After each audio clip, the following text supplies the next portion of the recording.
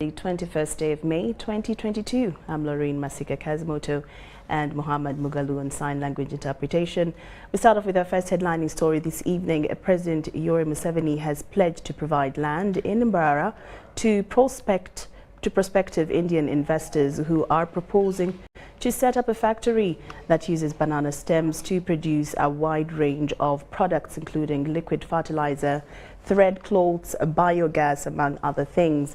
The president was meeting Uganda's Honorary Consul of Uganda in Mumbai, India, His Excellency Agrawal, at State House Entebbe, and said the banana stem liquid fertilizer project heralds a great initiative that is not only great for the environment, but will also lead to other products, including cloth, thread, biogas production, and job creation.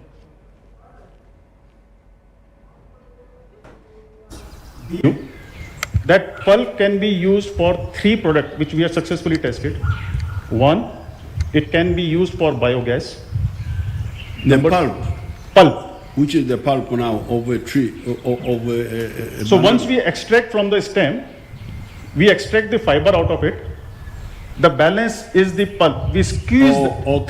Squeeze that. We get the liquid out. The balance pulp can be used into three products line, sir. Biogas. Number two, so biogas, you do it, you get the gas which can be used into the power generation for the captive consumption of the plant. Cardboard, sir. And number four? This is the third one. The fourth item is from the stem is the inner coat. It is very good for the human consumption. Okay. We have tested. It is very good for converting into today all the kids, even the young generation like all of us. We like pasta and noodles, but those pasta and noodles is made out of flour. It doesn't have any nutritional value. This product is very good for that. For what ingredients are there? It has got certain the dietary nutrients, which I have got the chemical detail in the presentation copy, sir. I will leave it with you, sir. Okay. So coming back to the point, sir, what Machia sir is saying, that we had successfully, when we identified this particular problem in 2020, in 2020 we started setting up the plant. We started setting up the plant for all the four categories. When we are the traditional farming, once you cut the banana and you remove the bunch, right, then that stem right becomes fertilizer. Traditionally. True. True. It is called. That is the stem. The stem, once it rots, but it happens naturally. You cut it down and put it in the garden. Absolutely right, sir. Then it becomes a fertilizer. Right. And then we use the fibers. The fibers, they are crude, but they are used for tying things, for Correct. tying, for making ropes and so on. Correct. Traditionally. Yep, sir. Right, sir. So there is no doubt that then there is what we call embroidery. VCM, sir. We'll call him VCM, sir, as a vice chairman of the group. He always wear two hats. For him, whenever any development takes place, according to him, there are only two places which he want to do it successfully. He said, my first home is India. You set it up in India. My second home is Uganda. So anything that goes, you need to develop it in Uganda. Good. So taking the lead from there, sir, when this particular product was successful in 2020, there was a debate. In India, our office is in Mumbai, in Maharashtra, which is the state. The major banana belt is somewhere in the South India, which is Tamil Nadu and that particular state. There is one more belt in the Maharashtra, where we are setting up the plant, which takes care about 10% of the banana. Once we are setting it up, we were approached by Tamil Nadu state government. So So there are 4 state governments that approached us, sir, to keep it simple. So today we have a commitment where we have taken a commitment from the company perspective that we are going to invest $100 million in the plant which is coming in at Bombay, out of which in the trial run, we already spent $10 million, sir. And we are going further ahead. There is no question about of stopping anywhere. I would like Mr. Ishwaran to just speak about. Thank you, Your Excellency. Thank you for this increased the yield in India. Even though they were using 125 kilograms of fertilizer per hectare, this incidentally increased the yield by 30% in literally most crops. Whereas in our case, because we are less on the usage of fertilizers, our expectation is here that the incremental usage of liquid nutrients would take it beyond the 50% mark. So to that extent, we'll have a substantial increase, sir, in terms of our farm output. And therefore, you're not really eroding the soil fertility. In fact, I think Uganda, we also have a other issue to deal with, because we are also not using fertilizers very scientifically. We are also eroding soil fertility because we are not converting crops as much. We are using the same crop cycle. So the advantage that we'll have is we'll also be able to increase the crop cycles, and therefore with that we'll be able to provide actually a larger income base to farmers, at the same time increase soil fertility. So you have a lot of benefits both from an economic perspective as well as from the larger, I think, to the slogan that we have for God and for our country. So I think from the areas they had seen, they chose Mbarara, where they can put a factory. And they said they would need around 50 acres of land because they want to do something really big. And then they said they would put mini plants. They chose Bunyangabu and some other areas which would feed the main plant.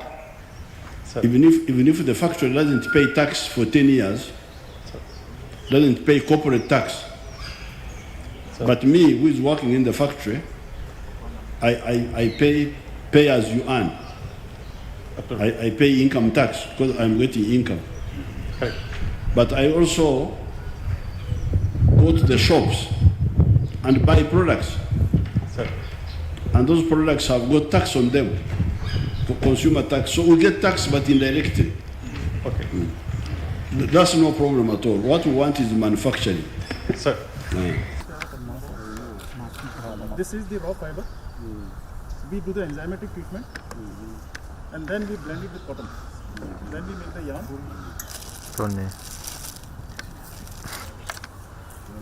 This is 40% cabranas. We will leave this. Let's have a group photograph here. Come.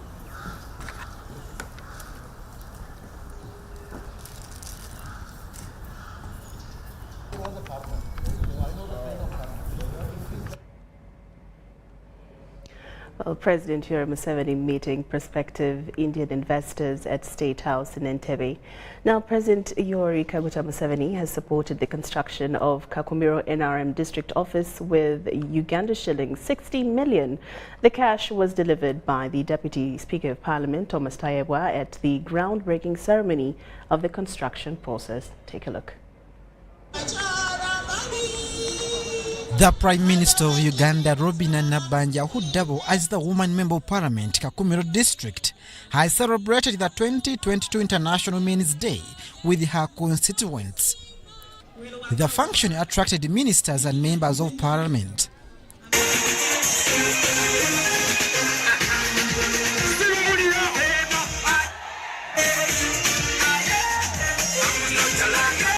The Prime Minister committed herself to ensure women organizations are supported on how to benefit from government development programs.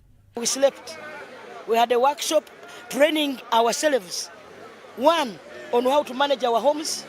2, on how to choose the best enterprises. 3, on how to handle issues of education and how to manage our funds. So they are already trained, and that's why you are seeing in Kakumiro we don't have any grass-thatched house.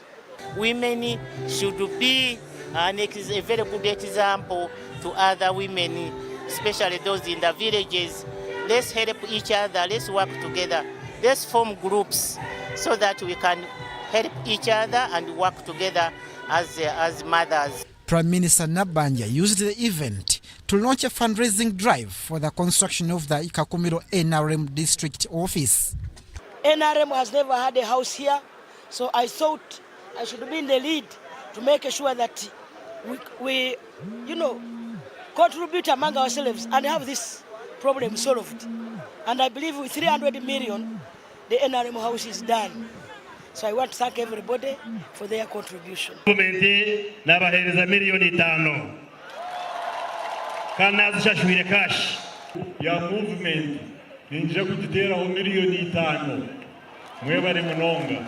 President Yoweri Kaguta Museveni supported the construction works with 60 million shillings delivered by the Deputy Speaker of Parliament, Thomas Tayebwa.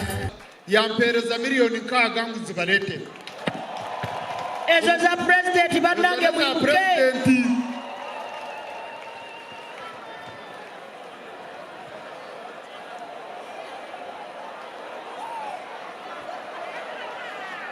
Obukalo banange.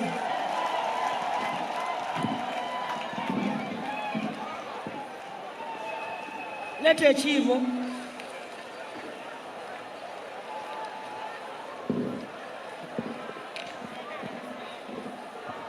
The Democratic Party Secretary General Gerard Slander supported the construction of Kakumiro NRM district office with 200,000 shillings. Twetaga Uganda nga fena tusobola okubeera wamu. Twetaga Uganda nga fena tulaba mu maaso ensi yaffe esobola okubaawo. Ku lwange ndeseeyo obusirivu bubiri. Obusirivu mubumanyi. Over 300 million shillings was raised at the fundraising event. At the function, Deputy Speaker of Parliament Thomas Tayebwa expressed Parliament commitment to ensure oil production begins. No one will succeed in that because the governments which are owning this pipeline, if these people say they don't want fund, we shall mobilize money locally. We have mobilized money for parish model. We have mobilized money for which projects. Oil is an investment. So as government, if they fail, we shall invest as a government. Okay? We shall invest. So no one thinks they can use their money to bulldoze us from developing our own project. It's high time, like Africa, we came together as a continent and we started supporting our own initiatives. Oil is being developed in other parts of the world, from America and everywhere, so we cannot stop it here. At least 200 motorcycles were dispatched to Bunyoro sub-region to support the works of LOC3 leaders. Abdul Nasser Lubwama, UBC News. A section of opposition leaders in the Teso sub-region have joined the ruling party to scale up the momentum of monitoring the ongoing government projects regardless of their political affiliations. They believe that the lives of the vulnerable electorates can only be transformed when government is working with other political parties. Opposition members of parliament in Soroti City, especially from Forum for Democratic Change, are willing to work with the government to propel development in the area. And NRM wants happy people, successful and transformed. And FDC wants the same. So, Honorable Minister, we will support government programs that help transform the people and reduce poverty and suffering. We have agreed, the ministers, the MPs of 11th Parliament, regardless of their political affiliations, we are working as one. Our political parties we are talking about now is service delivery. The Member of Parliament for Gweri County, Soroti City, Julius Sekudo, on FDC ticket has, for instance, embraced government programs for the betterment of his constituency. You will see that Ekudo is meaning development, and with the development there is no boundary. This is the community that we are working for. Yes, and they are the ones who have taken us there, and that is why the RDCs have also come down here. Ekudo warned his counterparts against politicizing government programs to realize coordinated and systematic development. We are going to work together, and if they are trying to sabotage government programs, it is upon them. For me, I am not there to sabotage government program. Whichever program that comes by and it is from government and it benefits my people, I have to step in and handle it. This was during the handover of checks worth 120 million shillings by the Minister of Teso Affairs for the implementation of micro-support projects in Soroti district. This is your money. You have formed these groups. After we leave here, they are members, I know them, they are behind there, keeping quiet, that they are the ones pushing everything. The moment we leave, they say, give me mine now.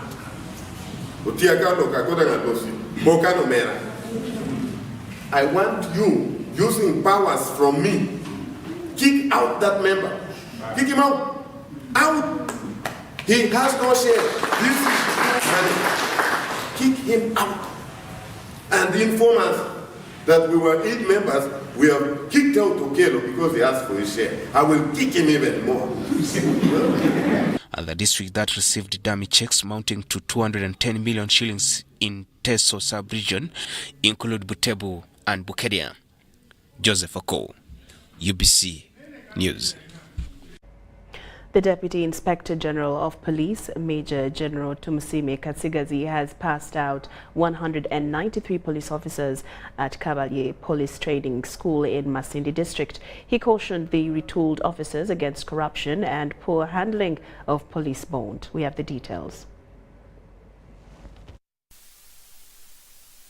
This course of station command for police officers intends to upscale the effectiveness of community policing.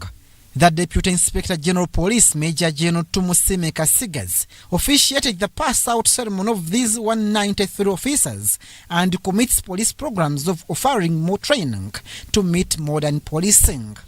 For you, you need to realize that this is just the beginning. You are just beginning courses. We are going to ensure that you do more courses that are for your development. Without courses, your career progression will be interrupted. Major General Katsigazi urged the officers to support the socio-economic transformation of the country. Now, when they plant their beans, and their beans are stolen, and you don't come in to help, instead you ask for a bribe, are you contributing to the development of this country or not? Just at that simple level. Katsigazi also disclosed new conditions of giving out a police bond. Bond, you people must be involved. OC station, you must be part of that discussion. The DPC should be part of that discussion. We can no longer leave this one to one person, OC station, OC what? CID. They have become a menace. They arrest a person today. Now it is coming to 2. A person is arrested by 4 o'clock. That person is back in the village. And you expect RDC and chairman to be happy about that. Why are people not sensitive to realize that we need to protect our people? But now we are making it a 3-man decision so that we see if you people continue giving out these police bonds. I'm not saying you should not give out a police bond, but a police bond should be given out with sensitivity. The Police Director, Human Resource Development and Training, AIGP Godfrey Goloba, challenged these OC station commanders to stick on ethics for the proper representation of police image. Or as we execute our duties, ethics is very, very critical. Coupled with the character, of course, character brings in all the other aspects that may not have been talked about. Just like last night we talked about character. Please, please, and please project that police officer that the IGP would wish to hear about. The upgrade course took the officers 3 months. Abdul Nasir Lubwama, UBC News. Trouble is brewing in Lwemiaga, Sembabule district as land grabbers attempt to violently evict communities that have been utilizing government ranches. Over 150 people in Nyamitanga and Bulongo sub-counties in Rwemiyaga are on the verge of eviction by land grabbers. We have the details. Ranches are an important factor of production and support livelihoods in areas where they are located. Squatters that have been using the ranches and treated water sources to feed their livestock are allegedly being mistreated. Land grabbing practice in Kabale, Chembogo and Katongole village in Rwemiyaga constituency, Sembabule district remains highly secretive. People are threatening us, even they are mistreating us. Some of them were arrested by the people who are telling us that the land is theirs. But for us, we have stayed there for about 20 years. The communities using these ranches have been brutalized, leading to loss of their land, plantation, livestock, water sources, and suffered from violent attacks.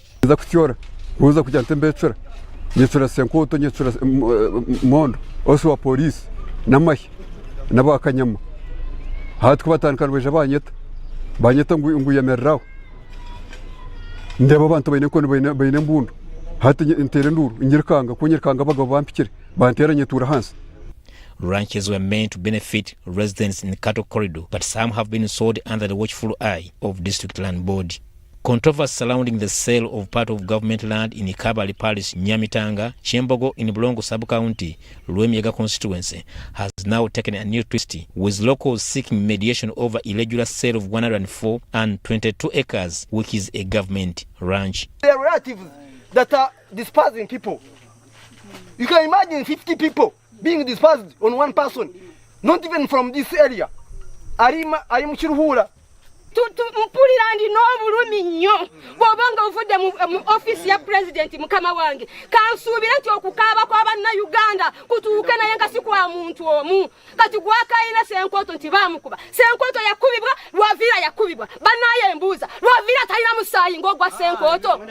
Rampant land wrangles have repeatedly resulted in violence as residents resist land grabbers. In Bulongo sub-county, residents suspect the area member of parliament, Theodore Sechikubo, for allegedly being part of the land grabbing racket. Toina mundu nga tosobola kuinfluencinga muntu yenna nga toina sente tuza kutwala ttaka lya government kulayirira abanene be balitwala naiwe Sechikubo niwe mukama w'ettaka ly'okuyigwa niwe. Why they chose Rwemiyaga and this place in particular is for propaganda purposes. They want to put my name in the picture, knowing very well about my reputation, knowing very well about my long standing on the question of land ownership. We have a problem with the area land committees and district land boards. I think they need to be taught how to handle. Maybe we hurried to put them in place without proper training. The disputed land measures approximately 422 acres in Kabale Parish, Nyamitanga sub-county. 16 acres reserved for the government dam for the community was also encroached on. It is allegedly that Baino Mugisha Geoffrey bought 22 acres, Birungi Godfrey 104 acres, while Senkoto acquired 80 acres, which is part of government ranch. Bantu barga Rwemiyaga bebembeirwe timu Senkoto baisha nabo ngo bayineho cyapa cyabo bayenda kutwaraho hikigana hatu twatandika nabo rutaro twabemereza nkabebembezi batugira ngo twine cyapa cyapa twabagete cyapa kimwine kirahi cyapa bakakitworekaga. The title must be cancelled. That is just for propaganda purposes, because most of the people who are speaking here received free land out of the restructured ranches. In April 2022, Sembabule district local government halted the issuance of land titles in a move to address the widespread land disputes in the area. This followed the letter by State Minister for Lands Dr. Sam Mayanja instructing the district to stop all fraudulent land transactions in Sembabule district. State Minister for Lands has been in Chembogo, Rwemiyaga, Sembabule district, engaging the communities and investigating circumstances and dubious land deals. I believe the facts are going to come. I've asked the project leader to give me a write-up. I've asked also one of the owners of this land also to give me a write-up. I'm going to compile and come out with a win-win solution to this. And I will submit it to His Excellency for his taking. And I believe he will have no objection once everybody is on board. So that is actually the conclusion of the whole matter. That's why I've even gone to inspect the project itself. Records indicates that Sembabule district is currently stressed with land wrangles that are largely fueled by politicians and dishonest area land committees. Haruna Mutesasira reporting for UBC News in Rwemiyaga, Sembabule district. UBC News Tonight takes a very short break, but we return with more news after these messages.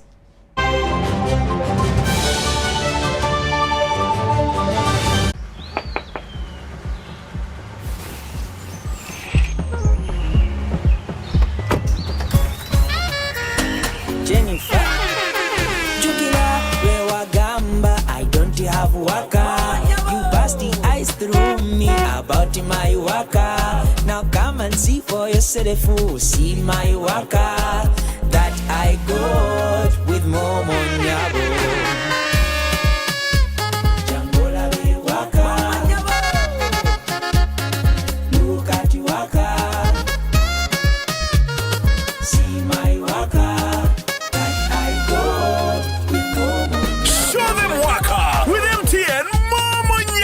Simply deposit 20K or more on your mobile money for a chance to win 3 Toyota Succeeds and money to 2,000 lucky winners every week. We're giving away 24 cars and over 2 billion shillings of mobile money. What the book packages, great entertainment, sports, the local content, telenovela, the movies. There is something for everybody. Go TV. This is where our best stories live. Get the best entertainment for any budget. With GoTV, you will have great entertainment for as little as 13,000 Ugandan shillings per month. GoTV, great stories. Zidiwano, GoTV Uganda. Love it.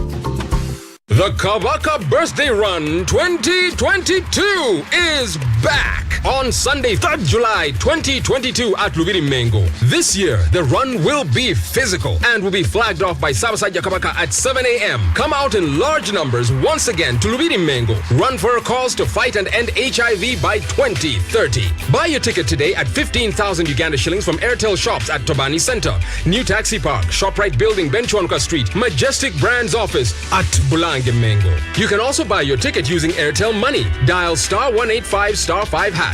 Select Payments, select Kabaka Run, and follow the prompts to complete the payment. Kabaka Birthday Run 2022 is brought to you by UNAID, CBS, BBS, and Airtel, the smartphone network. The Oil and Gas Moment, brought to you by Petroleum Authority of Uganda, creating lasting value in Uganda's oil journey.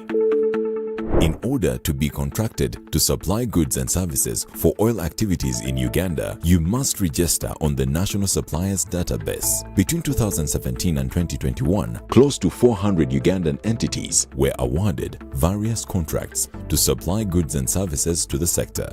Tech Lab Limited is a geosciences company that has been offering geotechnical and geophysical investigation services to the East African market since its inception in 2002. Our experience working with Ama Energy has been a pleasurable one. The seismic surveys have always been on our radar, and when this opportunity came up, we put together a winning bid and became the first Ugandan company to provide seismic services under an oil and gas contract in Uganda. Registration on the National Suppliers Database is free. Visit www.pau.go.ug, creating lasting value in Uganda's oil journey. Beat the back-to-school hustle today. Pay school fees conveniently using Airtel Money. Dial *185#. Select option 6, school fees. Select to pay using Bridge Schools, School Pay or Beg Pay. Select option 1, pay fees. Enter student number. Enter the amount. Enter the PIN number to complete payment. Airtel Money. Instant, secure, borderless.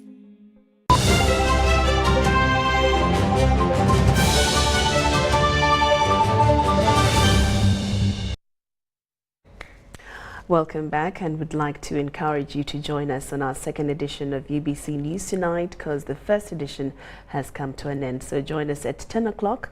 I'm Laureen Masika Kazimoto and Mohammed Mugalu on Sign Language. We will see you at 10.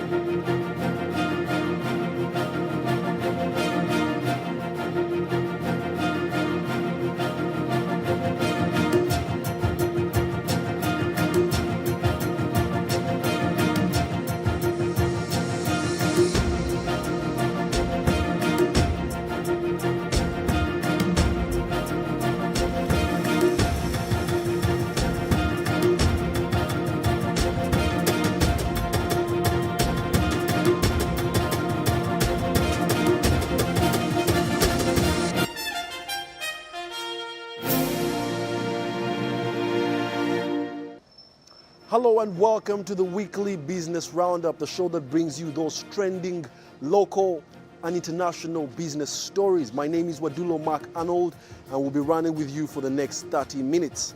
We are glad that you have tuned in to make a date with us, and these are the highlights of tonight's program. Government launches fiscal year 2022-23 budget activities. Legislators investigate deemed energy issues in northern Uganda. Uganda Airlines set to open more routes in the Arab world, and enjoy the tree-climbing lions of Ishasha in our Sounds of Business. For these and more, stay tuned. It's time for business.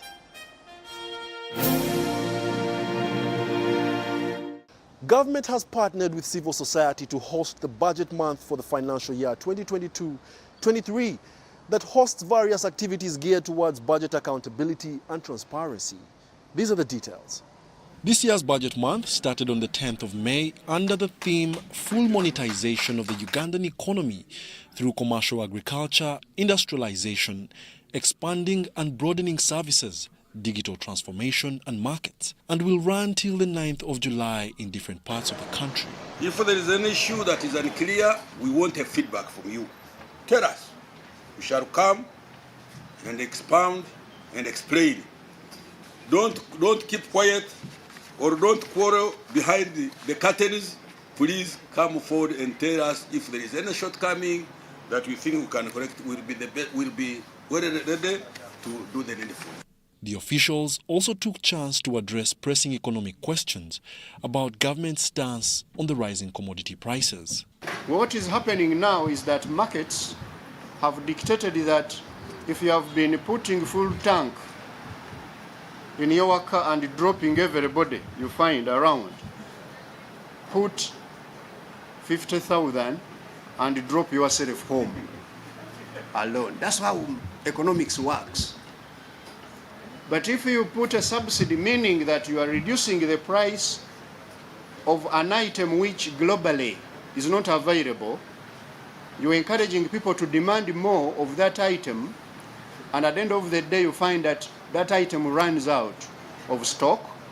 But also you encourage the business people who are engaging in the distribution of that item now to target government money. As at half-year financial year 2021-22, economic growth was at 3.8%. However, indicators show that economic growth this coming financial year 22-23 will suspend between 3.8% to 4.5% compared to 3.4% for the previous financial year. We have disbursed 720 billion shillings to various private sector projects. 78% of those were to the three key productive sectors where we thought the post-COVID-19 recovery effort would be achieved, and that is agriculture, agro-processing, and manufacturing. Seeing that the pandemic shocks on the economy impacted revenue collection, government intends to rely on revenue sensitization and tax administration as key strategies to spur compliance of the existing tax base. The tax policy and administrative measures which were pronounced at the beginning of the 2021-22 financial years yielded revenue of Uganda shillings 1,290 billion by the end of April 2022. And the policy measure that performed better was the VAT policy, which yielded 79.88 billion by the end of April 2022, against an annual target of 10 billion. This is attributed to the growth in the value of clinker imports due to the increased demand for construction materials in the country.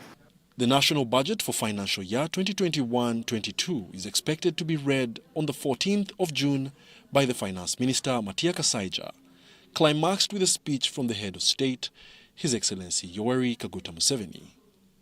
Wadulo Markanold, UBC News in Kampala. The Parliamentary Committee on Environment and Natural Resources has toured Achua Power Dam in northern Uganda for a fact-finding mission on its operations. Achua Power Plant, commissioned in 2019, is cited among critical electricity infrastructure that is costing the taxpayer billions of shillings annually due to dimmed energy. Achua Power Dam has been in the spotlight in the recent months on issues pertaining to dimmed energy, where government claims to be paying billions of shillings per annum on electricity that the plant produces, but it's not consumed. It is a hell of money for which we should resolve this as quickly as possible. Let's get this power evacuated. And the responsibility will be on us as government to also get industrial parks running as quickly as possible in order for us to consume the power that the country is going to generate. Otherwise, energy is here, it is being produced, we are paying for the power we are producing, but the wananchis, the citizens are not having power.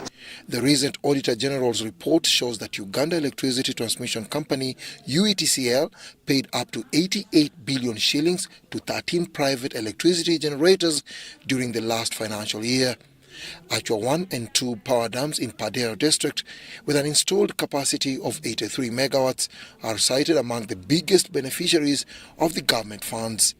Government delayed to negotiate for a loan for the construction of the evacuation line, and that has resulted for the loss that we are now budgeting for 193 billion to pay the developer of this plant. So there are certain documents, particularly the power purchase agreement, that we want to look into to ascertain what was agreed between government and the developer of this plant. UETCL, a government agency with a mandate to purchase all the electricity generated in the country before selling to the distributors, defended itself from accusations by the MPs of costly and coordinated infrastructural planning. With the contracts, we have an expectation to complete the transmission line and the associated substations by March next year, which is the contractual period given. We have mentioned to the MPs that we do face a few impediments, hindrances that are likely to affect that delivery. Stakeholders attribute the challenge of dimmed energy to low demand of electricity, rigid landowners who block construction of power lines, and limited distribution and transmission networks. If you look at our financial report for the year 2020 ended 2021, we had a 17% evacuation loss with regards to these mini hydros and also the hydropower plants. We want also connectivity, distribution lines to take power to the lowest person in the community who needs power, so that all the power generated is consumed, and in that way we shall be able to do away with the dimmed energy. We are a developing country, we cannot afford to be throwing 193 billion Ugandan shillings every year. We have a private investor who is now owning the ranches here. We are told as a result of a directive from His Excellency, and so it is bringing a disconnect. The efforts to resolve with him to clear up with the construction of the towers for us to be able to evacuate this power seems to be a challenge. Dennis Ikoa, for UBC News in northern Uganda. Supporting and connecting United Kingdom and diaspora businesses to opportunities in Uganda is the main objective of the Trade and Business Convention in London. The 12th edition of the Uganda-UK Convention, slated for September this year, will showcase new and emerging opportunities in the investment landscape of Uganda. The Ugandan United Kingdom Trade Convention connects firms looking for new markets to grow their businesses. It encourages the two countries to trade by providing information, advice and practical assistance in exploring new business opportunities. Creating a platform that can bring us together as Ugandans that can share a positive story, selling in Uganda, not only selling in Uganda, but also explore business opportunities that there is both back in the UK, also here in Uganda. The media launch in Kampala ahead of the event, slated for the 10th of September this year, offered an authoritative insight into Uganda's niche sectors that can benefit massively from the trade with the UK and vice versa. Stephen Asimwe is the Chief Executive Officer of the Private Sector Foundation Uganda. This convention will be very good for us, our members, our private sector, to connect with the private sector in the UK, to exchange ideas, to connect for business, for markets, for technology, for money, for investment. We want Ugandans to go and sell real estate, to go and sell the market, the country, for tourism, so that people can come and visit our country. The convention, which has attracted multi-agency support, is partly aimed at bolstering Uganda's Vision 2040 that seeks to provide development paths and strategies geared at transforming communities from a peasant to a modern and prosperous nation in 3 decades. Historically, Uganda has done quite a lot of trade with the UK in many aspects. Helps companies gain confidence, companies in the UK which haven't got an idea of what is it in Uganda, or how does Uganda look like, interacting and engaging with the audiences on the day. The 12th annual convention in London will run on the theme Unlocking New Emerging Opportunities in the Investment Landscape in Uganda. Patience Gloria Bigaba, UBC News.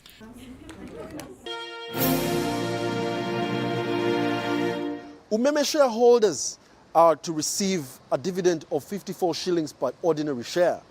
The declaration of the dividends, the highest ever for the utility company, was made at a post-annual general meeting in Kampala. A dividend of 54 shillings will be paid to shareholders whose names appear on the company's register at the close of business on 24th of June this year. According to Patrick Bitature, the chairman of Umeme, the company is on a recovery path after a severe impact of the COVID-19 pandemic. So the total dividend paid out is approximately 88 billion shillings. 88 billion shillings. The details the CEO will go into and how it breaks down. So that's what we are declaring this year as profit after tax. We have paid our taxes and we are one of the biggest taxpayers in the country. We have paid our suppliers. Most of the suppliers are paid. We look at the cash flow and make sure that we have enough money to continue our programs to give a reasonably good quality service. And then we decide how much dividend we can give. So on that note, I think I've addressed the key concerns of today's meeting. All the board members who were there last year were re-elected, those who were due for rotation. We are at a time when we are left with only 3 or 4 years in our concession, so we are negotiating with the government the extension of this concession. The successes of 2021, which saw Umeme post a profit of 89 billion shillings, is attributed to an increase in customer connections, infrastructure development, and efficiency brought about by digitization of services. So whereas people were under lockdowns, we were heavily investing. You recall around the same time, we put out a capex program of $75 million, building substations in Mbale, restoring, improving supply in Gulu, building the Kakiri substations across the country, rolling out prepaid metering to over 150,000 customers during that period. So those investments that we made in 2020 contributed to the great performance in 2021. Demand or sales for electricity, actually, if you check 2020, they were flat compared to 2019. In 2021, demand for electricity went up by 10% as a result of these investments in the system and as a result of connecting more than 129,000 customers to the grid. However, challenging during the period was energy losses, and that's why we're carrying out the Komboa operations. Asked on how the negotiations with government on the extension of the concession are faring on and the way forward in case the extension is denied, Bita Ture had this to say. This concession is very complicated. People think it's very light.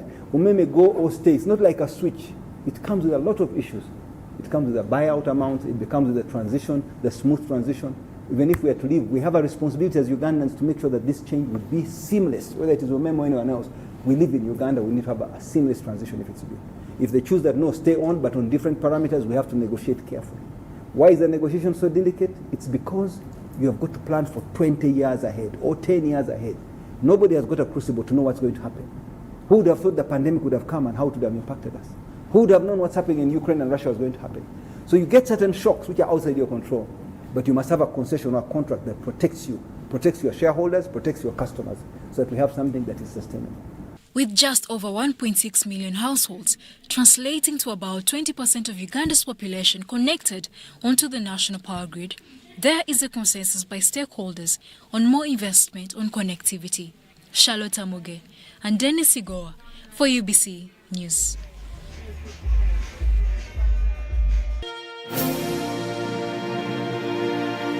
The Minister of Finance, Planning and Economic Development, Matia Kasaija, urges Ugandans to adopt a savings culture for a better life. Now, he made this appeal at a meeting with the officials from the Capital Markets Authority. Kasaija and the CMA officials updated the country on the status of collective investment schemes. Much as it is a concept not understood by majority of Ugandans, the number of collective investment savers in various schemes like treasury bonds, investment clubs, family and pension schemes shows that citizens are gradually appreciating the need to save. I'm reliably informed that there are 32,998 Ugandans who have already decided to save through collective investment schemes by opening accounts with the 5 licensed collective investment scheme managers, an improvement of 22.5% from 26,936 in the space of 3 months. However, we can do a lot better. According to NDP3, various targets for all public financial organs were set in a bid to increase the financial base of Ugandans. For the Capital Markets Authority, it was to increase the savings that are held by collective investment schemes to a tune of 1.02 trillion shillings by the year 2025. However, the authority has surpassed this target by March 2022, recording accounts balances worth 1.15 trillion Ugandan shillings. This was reached in March 2022. On an annual basis, this is a growth of 102% from 566 billion at the close of March 2021. So these savings have almost doubled in only 1 year. This is despite the COVID pandemic, which we believe increased the need to save because of the uncertainties that faced many small businesses. These assets were only 31 billion in 2016, when this public awareness campaign that we started as the Capital Markets Authority was launched. So it's a tremendous growth from 31 billion in 2016 to 1.15 trillion 5 years later.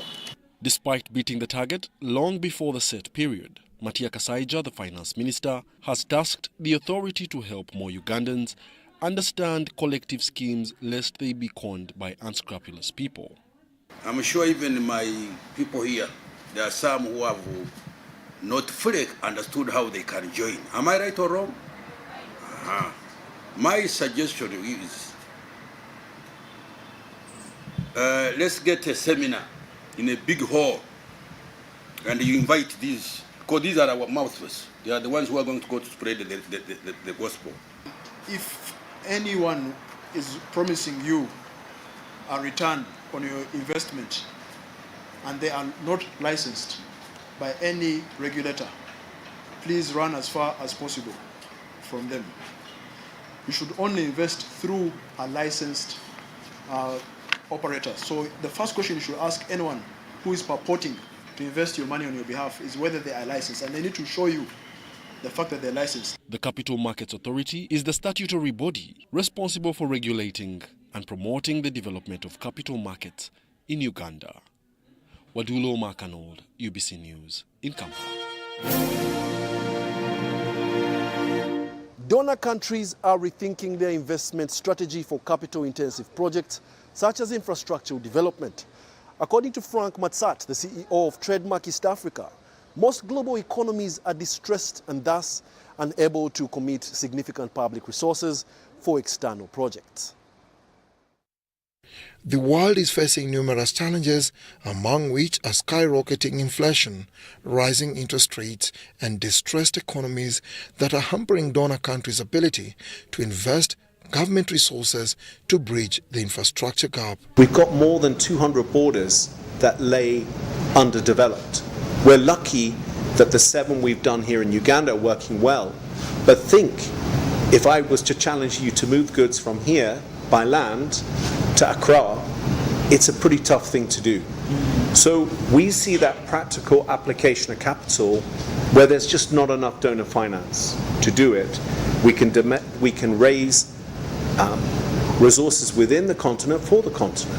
So TCA will play an important role in preparing those projects and bringing them to the market for DFI investment. Reacting to the media concerns on the future of Trademark East Africa's infrastructure development financing, Frank Matsat, the outgoing chief executive officer, said the organization may adopt concessional financing, which he believes can unlock the potential of commercial capital. What we're looking at is basically concessional finance, okay? So we're not talking about really hardcore commercial finance, the kind of interest rates that some banks charge. We'll be looking at foreign-based loans, okay, in hard currency. With the initial pilot programs, we're talking about a 10% coupon broadly. This was at the Trademark East Africa National Oversight Committee, NOC, for Uganda, which was attended by government officials and donors involved in the Temea trade facilitation activities. I think for us that has been a big plus with the relationship we have enjoyed with Trademark, and we shall continue enjoying with Trademark. And for that we want to thank the CEO for that approach. We have enjoyed it, we define what we want, they fund, and then we go ahead and implement. The National Oversight Committee gave a detailed status on all outgoing projects, indicating that Gulu Logistics Hub Phase 1 has been completed, Doroko Lake Port construction progress at 93%, and Goli Mahiga one-stop border post at 56%. Dennis Igor and Charlotte Amuge for UBC News.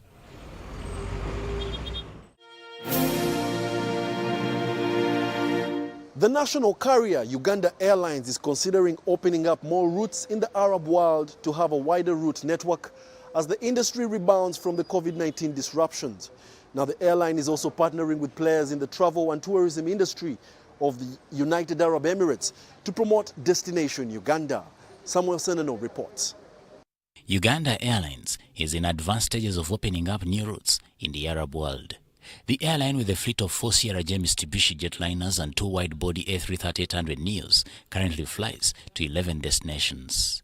The airline's acting CEO, Jennifer Bamturaki, says the yet-to-be-launched routes come on the heels of a good market research. Apart from starting our flights to Saudi Arabia, we have concluded feasibility studies to about 8 destinations because we want to make sure that we have the right figures, the right information, so that we can be able to plan the days that we should fly there and the timings that we should fly. Air travel in general has slowly been returning to near pre-pandemic levels, as evidenced by the increase in passenger numbers. We have seen the figures rising steadily from cargo, the passengers, but definitely within aviation there are those periods that are low, there are those periods that are high. After that, we believe after September, October, November, the figures are again going to go high, but the figures have been going high each and every month, right from cargo and passenger numbers. Bamturaki also commented on the delayed launch of direct flights from Entebbe to London Heathrow. We are working with Civil Aviation Authority, Ministry of Works and Transport, and we are meeting at least weekly to make sure that some of these things that are still pending are closed. Now, the beauty is that Aviation is using us as the sample airline, because every time there's an audit, there has to be a sample airline. So Uganda Airlines also has a part that it needs to play. So 80% of what is needed for Uganda Airlines to fly to the UK has to be concluded by the Civil Aviation Authority, Ministry of Works, in conjunction with Justice. During the meeting with travel and booking agents based in the United Arab Emirates, teams from Uganda Tourism Board, Uganda Wildlife Authority, Hotel Owners Association, and Uganda Tour Operators pitched what Uganda has to offer. We also want Uganda, Kampala to be a hub, especially for the meetings, conferences and events. So we also came to see how we can be able to access financing for our members. And most importantly, we also came to see how we can have partnerships, hotels to hotels, and to also lure the Dubai hotel owners to come and also invest in Uganda. Some travel agents we talked to, however, tasked Uganda's tour operators to avail friendly rates. We are overselling people from Uganda coming to Dubai, but we are not selling people in Dubai going to Uganda. Yet we have potential clients over here or customers who would like to go and see the real authentic natural tropical life. Uganda has options. You can do budget tourism, you can do group tours, you can do mid-range, you can do luxury. Samuel Senono, UBC Business.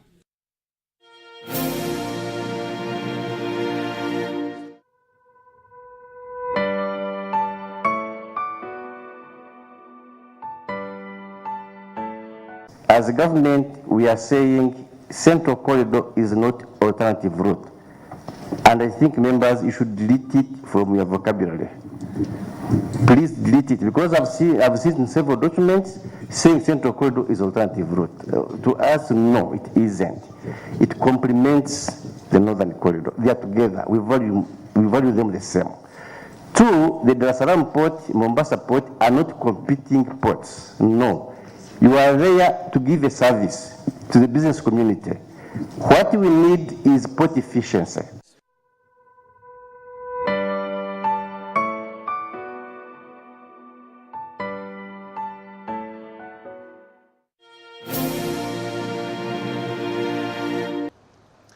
The tree climbing lions of Ishasha sector in Queen Elizabeth National Park are special and make a safari worth the go. The lions climb the huge fig trees in the park to either relax or spot their prey. Check these out in our Sounds of Business.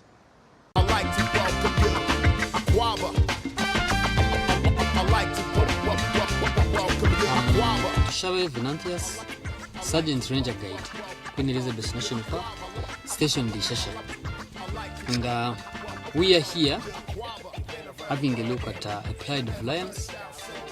And this is the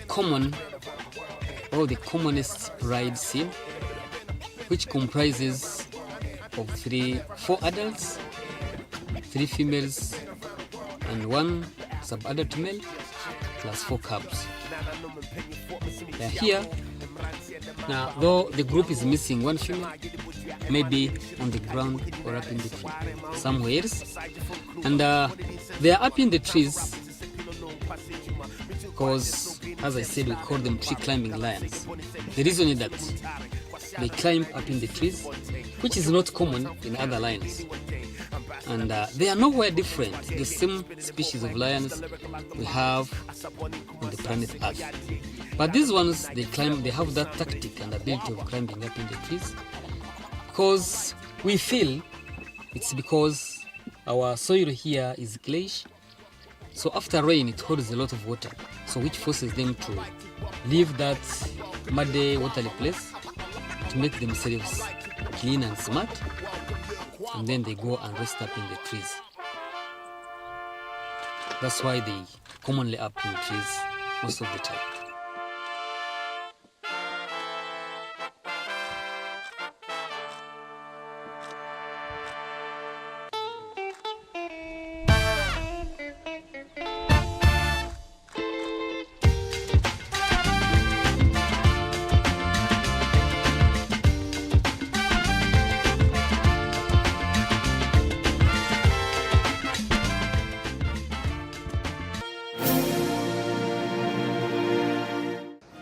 Lately, there are rampant road accidents with alarming death tolls and injuries. Now, as the Business Roundup team, we urge all of you motorists to respect the traffic rules and ensure that your vehicles are in good mechanical condition. Otherwise, thank you for joining us on this episode of the weekly Business Roundup with me, your host, Wadulo Mark Arnold. Catch us on the next episode, same time, same place. From the team, I must say good night.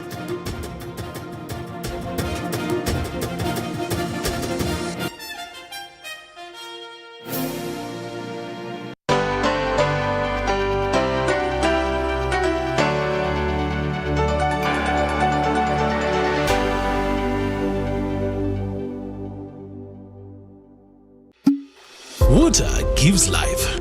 Water is life. But not all water is created equal. Refresh yourself with the new quality Nirvana packaged drinking water and fuel you and your passion to go further in life. Visit a shop near you and grab a 250 ml at 500 shillings, 500 ml at 1,000 shillings, 1.5 liters at 2,000 shillings, or the 20-liter jumbo bottle. Nirvana is a product of Crown Beverages Limited, the makers of Pepsi products. Be alert! Do not share your Airtel Money PIN number with anyone.